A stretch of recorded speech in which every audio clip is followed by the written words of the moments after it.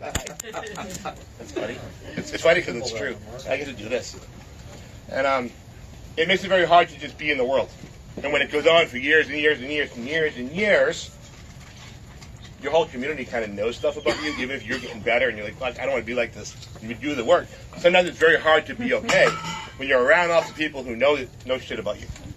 Because you probably were effed up at one point. You did something screwed up. And that I had to transcend all that in those brutal ways. And so for me to connect with anybody, anywhere, anytime that will validate me by knowing this heart, knowing who I am as a person, and to listen, not so much to relate with the story, because the story is what it is. We've all had trauma. We've all had things happen that make us feel degraded and invalidated, that then manifest into stuff that are problematic for us in our lives.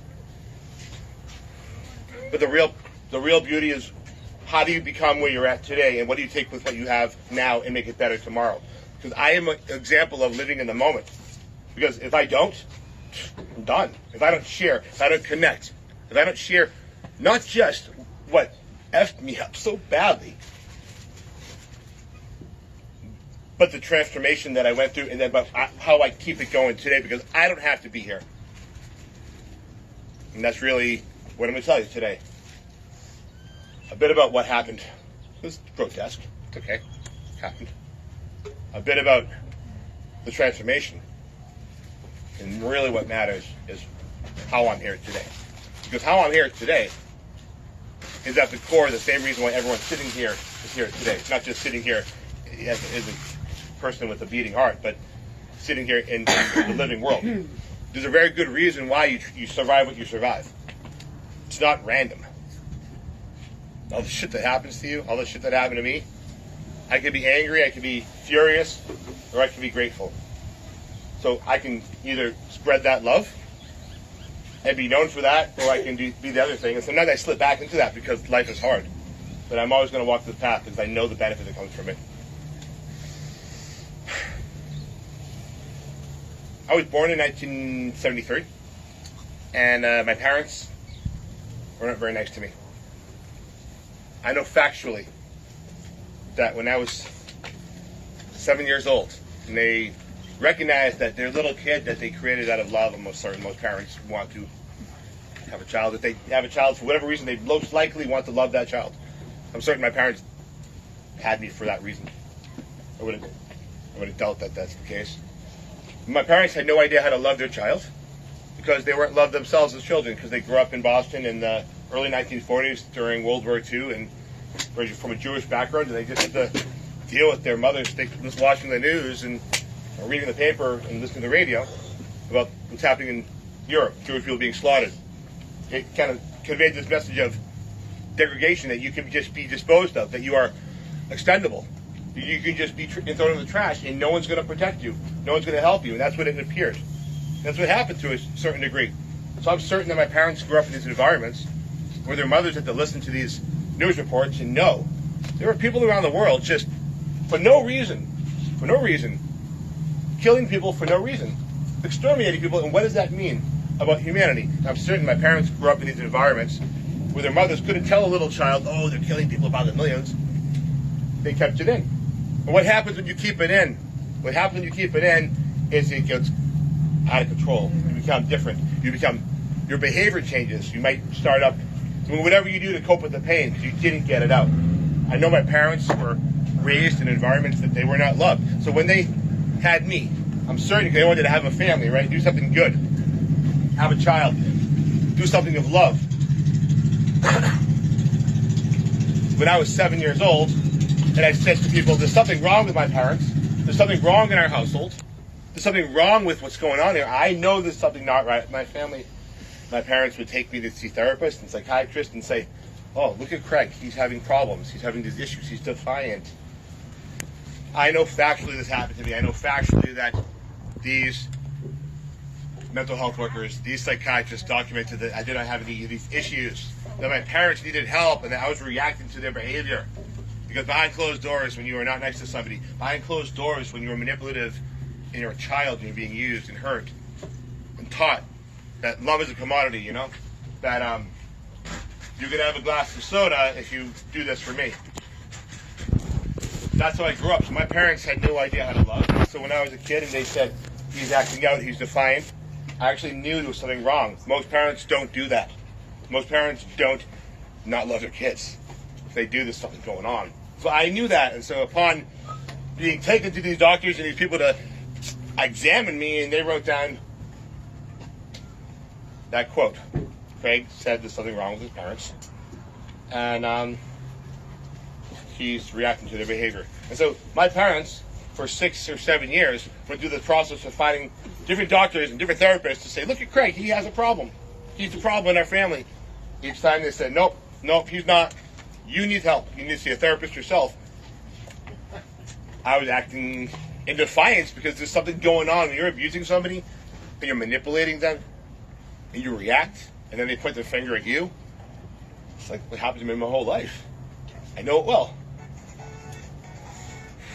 So by the time I was 14 years old, right, my parents, upon striking out for 7 years and finding a doctor who would say there was something wrong with me, they found someone who bought in. And I was put into a psychiatric hospital on April 13th, 1988. I have all my documentation because I worked in the mental health field for years, so I know what's up. I got my paperwork. I know what happened to me definitively. It actually got me out of trouble because I know my story and I can speak it, back it up. I know definitively that once again, they gave me this psychiatric examination, this evaluation, and the document states that I had no psychosis, no mental health issues, and that they're concerned about abuse at home. Ultimately, after 4 months in this facility, they gave me pills, right? And then I got sick, and the documents, Craig's getting sick from the pills. We're going to give him something to help him with that. And at that point, I was locked away for a year and a half or so in another residential facility, given diagnoses that don't even exist. In layman's terms, they diagnosed me with something called schizophreniform disorder with positive prognosis. It basically means That's not even the DSM. It means temporary schizophrenia that will go away. And what the hell? So I was locked in these facilities, and when they give you these heavy psychotropic drugs, let me just state here that this is my story. This is what happened to me. What your experience is fine. However you cope or however you deal, whatever it is you do, I'm not condemning you or how you deal with that. This is what happened to me. It gets me in a lot of trouble simply because I survived it and I can talk about it. Simply because I talk about what happened to me, there's a lot of negativity that comes at me. But with that said, we can handle this, right? We're all adults to some degree and punk rock to some degree. We can handle this shit. Appreciate it. Okay, so it's not about condemning. It's just this is what happened to me, and you have your story too, and it's okay. And I just want people to know that it's okay to talk about that stuff. So I'll talk about mine, so you can know. That makes your life maybe easier, so you can get your shit addressed too. You can get your friends to know what happened to you. You get people to treat you better as well. My story: given these medications, locked in these facilities, taken away from my home, not knowing that my parents are facilitating the whole thing financially. It's insane. I use these words now. I can self-identify with whatever I want. I'm the king of my castle. I can call myself crazy if I want, so I'm going to do that. Call yourself whatever you want. It's fine. But insanity in my family, the things that my parents did, the steps they took to hurt me, it's real. It's real. In this facility, this is the horror piece I'm going to tell you. This is the thing that basically defined my experience. And I had to get through it just to be okay. You're going to understand when I tell you why. In this facility, we saw the psychiatrist in the basement every week. I was having a reaction to the medication.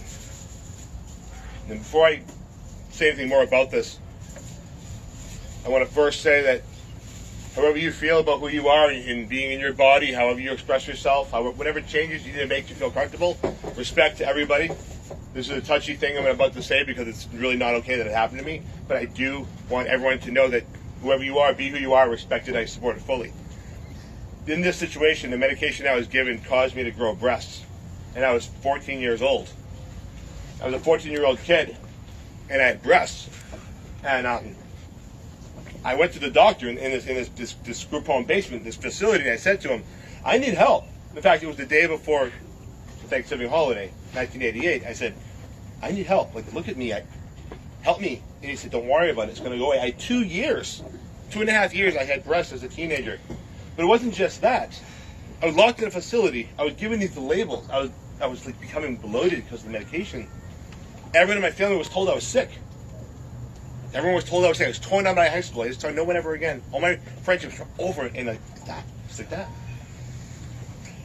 I had breasts.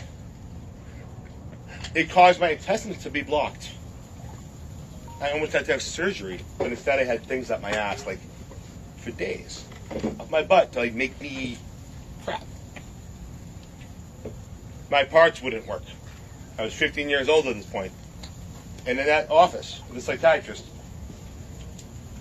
I was in Belgrade, Serbia recently, and I told the story just like I'm telling you now, and some women spoke up and they said, Craig, when you speak about this story and you say it was your first sexual experience, what you're describing isn't an experience. So I'm trying to transition to calling it what it is, because like we don't always identify things that happen to us as what they are, because we want to. Our society says downplay it, like don't talk about it.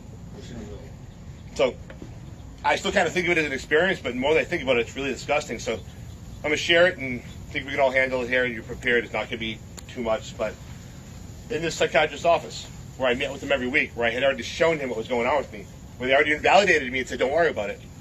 So where my parts aren't working and I'm like just completely being feminized in all sorts of weird, uncool ways. Not by my choice, at least. That is where one of the other people in the group home, just a woman, it's fine, it happened, but just fondled me and touched me, and I didn't want that because I was all fucked up. I had breasts, my butt was this thing, this, and that's my experience. I lived in a group home. I was basically made sick to live there. I was kicked out of my family, kicked out of my community, given labels, put in a center, forced to like have my body deformed, labels of psychiatric diseases that I don't have. The sexual humiliation, the isolation, and just basically being a shell of a person. Finally, I had surgery in 1991. They removed the whole thing. They said this would have been avoidable the whole time. They put me out into the community. I spent the next 15 years trying my best, trying to be my best version of me possible, trying to hold a job, trying to meet people, trying to have relationships, trying to work. I always did things in the punk rock community because that was my connection to the world. I could write to people. I could write letters. It didn't matter what was going on with me. It didn't matter what my experience was. It didn't matter that I was all fucked up. It didn't matter that I was all weird and creepy and all weird things that I am not now, things that I'm not, but I was. I was made sick. The pills made me sick. They made me act weird and strange, and I know that. And it was for the purpose of keeping me quiet, because when I was a kid, these things were happening to me. I knew something was not right with my family. I knew something wasn't right. I've always known when there are people in my world, in my reality, that are not okay. The empathy within me is so powerful that I can always tell far ahead. I can tell. You don't want to not love somebody because you can sense there's something not okay with them. You want to be empathetic. You want to love. You want to extend yourself. But I always had this radar. I always knew. I always knew. And that was not okay for my family. I spent from 1991 to 2005 trying to be alive, not having proper relationships, not having friendships, just living shit. In the mid-2000s, I hit rock bottom, much like in a park like this, in front of a bunch of people who look like you, but instead of me being like listened to with respect and desire to connect and to know and to grow yourselves, and it was me being the crazy person, and everyone's yelling at me, and this is different, and so. It's nice that that's the case. In mid-2000s, public blowouts, I said, you know what? I can't handle this anymore. I can't live this life anymore. I don't know what's wrong with me. I don't know why I can't have proper relationships. I don't know why my relationships are not working socially. Why are these things happening? I feel all these things. Why is everything fucked up? And I said, you know what? This is it. I'm either going to live or I'm going to die. I'm going to live or I'm going to die. This is it. One last time. I'm done. My decision was to be done. Either I'm going to get better, I'm going to find a way, or I'm done. You know exactly what I'm talking about. Done. So, I went on the phone. I picked up the phone. It's okay. I found a therapist. I called her. I went to see her. She says to me, Craig, tell me about your life. And I said, I don't want to talk about it. She said, tell me about your life. I don't want to talk about it. She says to me, if you don't want to talk about it, you shouldn't be here. She changed my life in that moment. And she said, if you don't want to talk about it, you shouldn't be here. I told her my story. She responded by saying, I validate you for your experiences. It's legitimate how you have reacted to how you've been treated. And if you will trust me and allow me to help you, I'll do everything in my power to do so. And I said, sign me up. That sounds great. I'll believe you. I can see you have integrity. You're telling me the truth. No one says that to somebody, so they don't mean it. And so I learned right there and then that I could control much more than I thought. She changed my life. I went to see her every week. I found out that I could get trained to be a mental health worker with my lived experience being known. I went through a process of finding funding to be educated, to go get certified to work in the mental health field. As a person with lived experience, I did this program in Massachusetts. I went to college to try to prove that I could do it, and I got so bored. I got my 3.8 at GPA, and I was done. Go to college if you need to. I can't. Oh my God. I became a mental health worker. I wrote a book unintentionally as part of my training to become a counselor, a peer worker, a peer specialist. I had to have an internship project. In my internship project, I created a peer support group. I had no idea that I was doing anything of value. I had no idea I was creating something that people wanted. I had no idea that it was going to take me all over the world like it has. I had no idea. For 5 years after completing my internship, I gave a group in different places, volunteering, giving of yourself because that's what you can do. If you have something to offer, give. Help others because you can. Not because you have to, because you can. Unbeknownst to me, years after I ceased giving these support groups as a volunteer or as a worker, I decided to publish this book, DIY Punk. I wrote zines for years. You can go online, upload a file, get a cover mate, and publish a book. And so I did. And now it's German, French, Dutch, and Finnish. Wow. And in the next 3 weeks, I'm going to have it done in Spanish, Italian, Tagalog, Swahili. Wow. I'm I serious. don't even know some of those countries. Oh, yeah. Random question. Do you happen to have one in German on you? No, but we'll figure it out. Should we be saving our questions till the end? Or It's okay. Okay, so Sorry. I have another question. But hold that thought. Okay. And so, that's how I got to where I am today, with the exception of one thing. In 2015, upon obtaining all my paperwork, upon getting healthy despite everything that happened to me, getting healthy with the drugs in me, knowing they were making me sick, the documentation proved it. I went to see different psychiatrists. My parents were paying the other one by personal checks for about 15 years. And they said, Craig, you don't have these conditions. You don't exhibit this. The medication is causing you to feel sick. You have trauma. You need to get off these pills. We're going to remove these diagnoses from your file. And you got to get it done because they're making you sick. Who has heard of a psychiatrist tell a long-term patient, we didn't become psychiatrists to hurt people, and we're sorry that people with our job title did this to you? They So- said that? They actually said that to you. Oh my God, great. Well, So- that's good. If you can imagine what that means to my life, ever since I was a little boy until 2015, everyone who ever knew me knew somebody that I couldn't possibly have truly been. What kind of existence is this supposed to be? Like, what kind of world am I supposed to live in? When everyone who knows me, I just accept that as like a blessing because it means something to me and it's cool.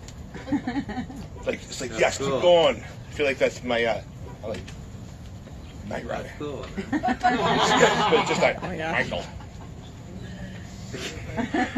Cool. The funny thing about all this is I can tell all this horror stories, but it's still kind of a comedy show. At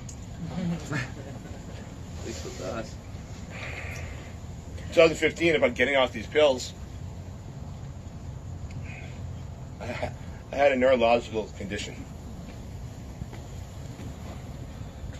because of the toxins in my system, and I was alive for the first time. You know, I was alive for the first time, and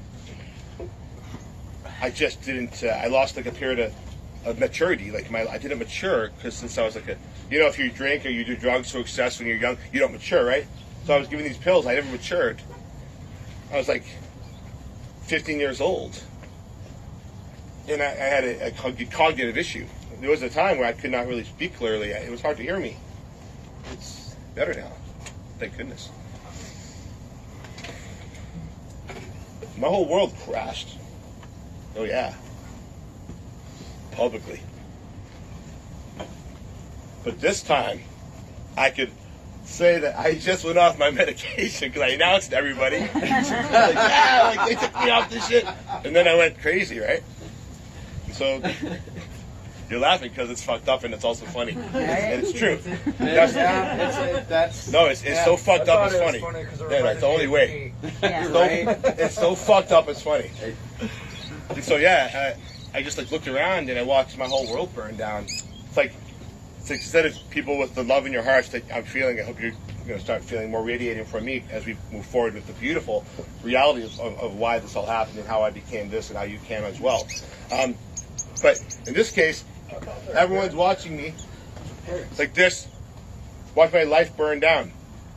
I'm watching my life burn down in front of me, and everyone's here with me watching it.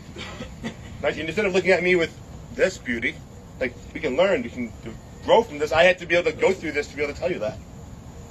I watched my whole world burn down, and everyone's with me watching. I mean, can you please help me? That's my house. That's my life. Help me. Like, I need help. I need help. Everyone's watching. But my house is on fire. That's all my stuff. That's everything I have. That's my life. Can you just get the hose? Like, can you help me? Can you help me put the fire out? Can you help me put the fire out? Can you get the fire extinguisher? Can you do something? You not just stand here and watch. Just watching. Like, I need help.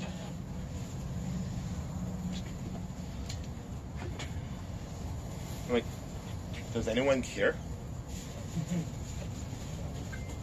I smile because I survived it, not because it's funny. The fact that I can stand here right now and like feel good. I mean, look at this scenario for a second. This is fucking nuts. Okay, here's a guy talking like this, telling a horror story, but really going to turn into beautiful stuff. You're all out here. We just had this set up 3 days ago. We somehow have a grill. Okay, this is crazy. This is beautiful, but this is what's supposed to happen. Right on. So it's good, but it's also fucked up that it all happened. Why did this happen to me? Why would our society, why would my community, including punk rockers, including people who are good ethics, including people in my working community, I got slammed. And I had some employment issues because of it that are really not cool. I'm trying to transcend it because it's so disgusting. If I start talking about it, I actually get sick. When I tell you it's terrible, it is. I'm surviving. I haven't worked in 3 years. That's true. Well, actually, I haven't worked in the mental health field. I've done consulting in Europe, but not in America. I had a real painful thing happen in the mental health world in America. I'm a bit of a rebel, as you can tell. I prefer to do what's right over what the rules say. Mm-hmm. What kind of world are we going to live in when, in order to help people, we have to not help them? When we have to decide that these people are worthy of more assistance than these people? For what reason? Because they don't fit a certain what? Because they're not saying they're ready to do this, or they're still doing that. You don't think that because of your set of rules that's they don't not what? Like, what's wrong with you people? What is wrong with a system that actually is not invested in helping? Or get to pay for it.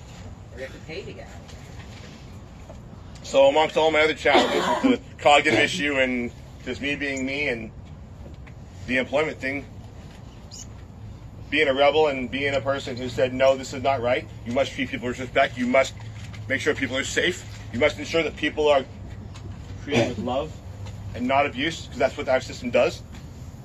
I just became a little bit unwelcome. I have a great success. I am a great success. I am a success story that was in the process of being written. But I am actually writing the book as I go. There was a period of time when I would state, well, if I wrote my memoir today, the last chapter, I know now it's on video, so no, that's okay. Don't, whoever's watching this out there in the world, don't take this as mine. Probably not. Probably someone else has done it. I'm just getting, making sure it's all good. It's all good. Don't get nervous. You're doing good. You're doing good. Oh, great. If the chapter is going to be, the last chapter of the book was going to be today, it'd be the beginning. Last chapter, 2 words, the beginning. But that was a year ago, or 2 years ago, so that the beginning actually has still been going on. So,